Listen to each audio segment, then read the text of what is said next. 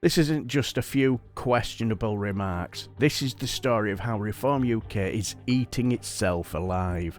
A party that has sold itself as the cure for a broken Britain has, in its first real taste of power, been exposed as just as chaotic and dysfunctional as the system it loves to attack.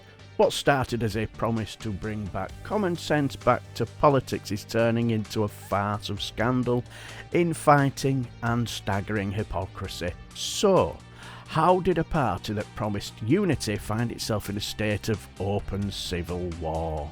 The answer is unfolding in Kent, the Garden of England, which has become the primary battlefield for Reform UK's soul. Here, in their one county council they managed to win control of, their grand ambitions have slammed headfirst into cold, hard reality. The stories of two local councillors, Robert Ford and Daniel Taylor, have ripped the mask off the entire project, revealing a party utterly unprepared for government and seemingly incapable of controlling its own people. On the surface, Reform UK projected an image of a disciplined populist insurgency. They were the outsiders, the common sense alternative. Their message was simple: slash waste, ditch the woke agenda, and finally listen to the people. This narrative won them a stunning majority in Kent County Council with 57 out of the 81 seats. This was supposed to be their showcase, the blueprint for a future reform government. They promised politics without the sleaze. They were supposed to be different. But behind the curtain, the cracks were already showing. From the moment they took charge, their tenure has been marked by cancelled meetings and delayed decisions, with opponents dubbing the new administration a decision-free zone.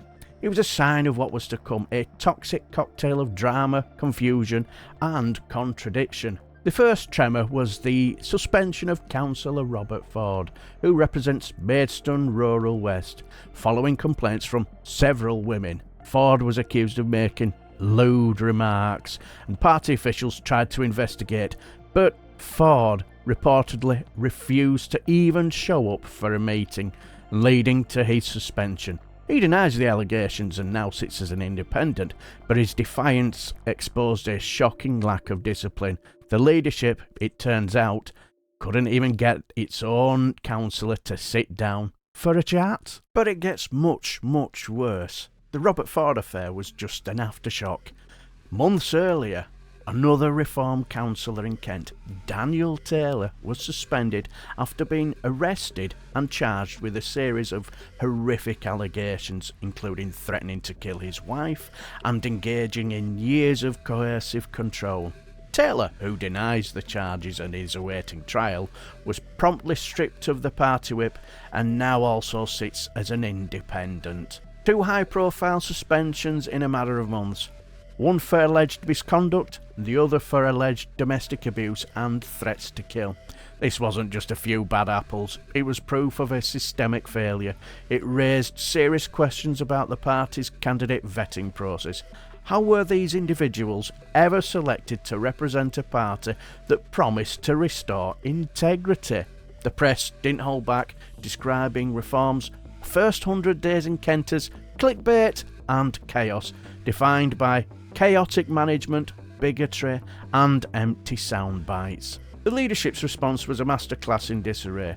When an opposition motion was put forward to strengthen the council's stance against violence against women and girls, a direct response to the Taylor case, the council's new Reform leader, Lyndon Kemp-Carron, refused to support it. She claimed, without credible evidence, that such crimes were predominantly committed by non-British nationals, a claim immediately shot down by local domestic abuse charities. This is the hypocrisy at the heart of Reform UK. The chaos isn't just in Kent. In Derbyshire, 10 councillors resigned at once, accusing the leadership of running the party in an autocratic manner.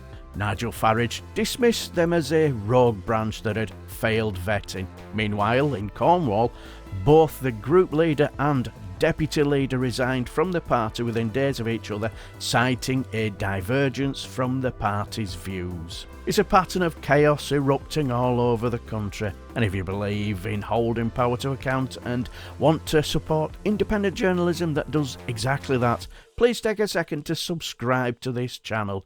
Your support just allows me to keep digging into these stories. Scandals and infighting were bad enough, but the ultimate betrayal of their voters was still to come.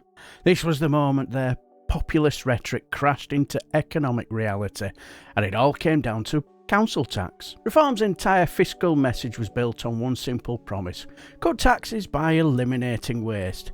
In Kent, they announced an Elon Musk-inspired Department of Local Government Efficiency, or DOLGE, which they claimed would find millions in savings by rooting out woke projects. They took aim at net zero programmes and boasted of reducing the council's debt. This was the core of their pitch: financial common sense for the forgotten taxpayer. Then came the bombshell. With Kent facing a massive budget shortfall, Reform's own cabinet member for adult social care admitted the truth.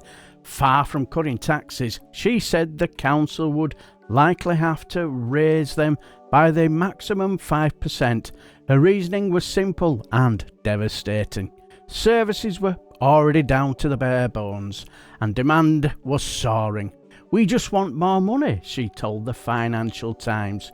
This was the climax, the great betrayal. The party of tax cuts became the party of tax hikes. Their Doge unit was criticised for relying on misleading information and simply rehashing old news.